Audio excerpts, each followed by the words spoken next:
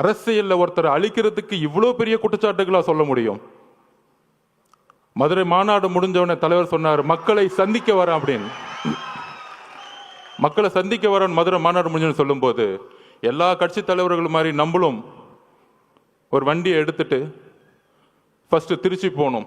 யாருக்குமே தெரியாது நமக்கு இப்படி ஒரு கூட்டம் வருமா. திருச்சி ஏர்போர்ட்ல இருந்து அந்த 7 கிலோமீட்டர் கடக்கிறதுக்குள்ள 6 மணி நேரம் முடங்கியது திருச்சி.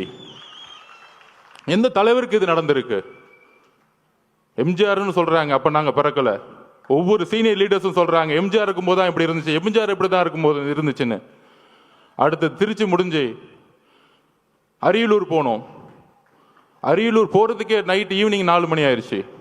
4 மணிலிருந்து பெரம்பலூர்ல இருந்த மக்கள் 7 மணி நேரமா வெயிட் பண்ணிட்டு இருந்தாங்க, 70,000 பேர்.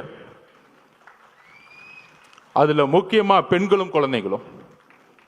அப்ப எஸ்பி சொன்னார், சார் 1 மணி ஆயிடுச்சு சார், இப்ப வந்தா ஏதாச்சும் அசம்பாவிதம் ஆயிடும் போதுன்னு. துடிக்கிறார் தலைவர், நமக்காக 7 மணி நேரம் வெயிட் பண்றாங்களே, நம்ம போய் மூஞ்ச காமிச்சிட்டு வந்துருவோமே. ஆனா காவல்துறை அனுமதி இல்லை. வண்டியை லெப்ட்ல திரும்பிட்டு ஒரு கலங்கிய கண்ணோட பெரம்பலூர்ல இருந்து கிளம்பினார்.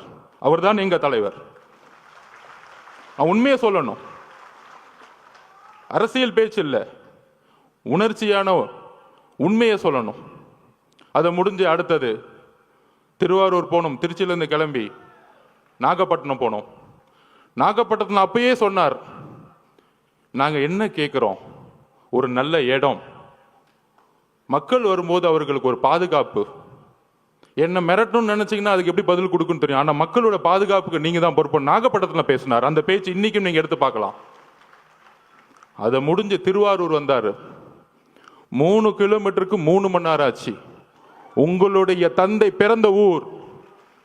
பெரிய பெரிய கட்சி தலைவர்களை திருவாரூருக்குள்ள போக மாட்டாங்க. ஆனா இந்த 50 வருஷ வரலாற்றை உடைச்சாரு திருவாரூர்ல. என்ன பெரிய கட்சி கட்டமைப்பு. நீங்க பெரிய பெரிய அமைச்சர்கள் சொல்லக்கூடியவங்கன்னா என்ன, பெரிய பெரிய இன்ஜினியரிங் காலேஜை கட்டிக்கிட்டு, பெரிய பெரிய மெடிக்கல் காலேஜை கட்டிக்கிட்டு 1000 கோடி பணம் வச்சிருந்த பெரிய கட்டமைப்பா? மக்கள் அந்த கட்டமைப்பை தூக்கி எறிஞ்சிட்டாங்க. நீங்க உங்க முதலமைச்சர் வரதா இருந்தா நைட்டே போயிட்டு மகளிர் சுய உதவிக்குள்ள இருந்து 10,000 பேர் காசு கொடுத்து கூட்டிட்டு வருவீங்க. உங்க துணை முதலமைச்சர் வந்தாருன்னா, கோயம்புத்தூர்ல வந்தாருன்னா, போக்குவரத்து துறையில இருந்து பஸ்ஸை கூட்டிட்டு வந்து மக்களை கூட்டிட்டு வந்துட்டு இருக்கீங்க. நாங்க மக்களை அப்படி கூட்டிட்டு வந்தோமா? எங்க தலைவரை பார்க்க வரல. தலைவர் இன்னைக்கு தமிழகத்திற்கு ஒரே நம்பிக்கை, அன்போட மக்கள் வந்துகிட்டு இருக்காங்க. அதை கூட உங்களுக்கு புரியல.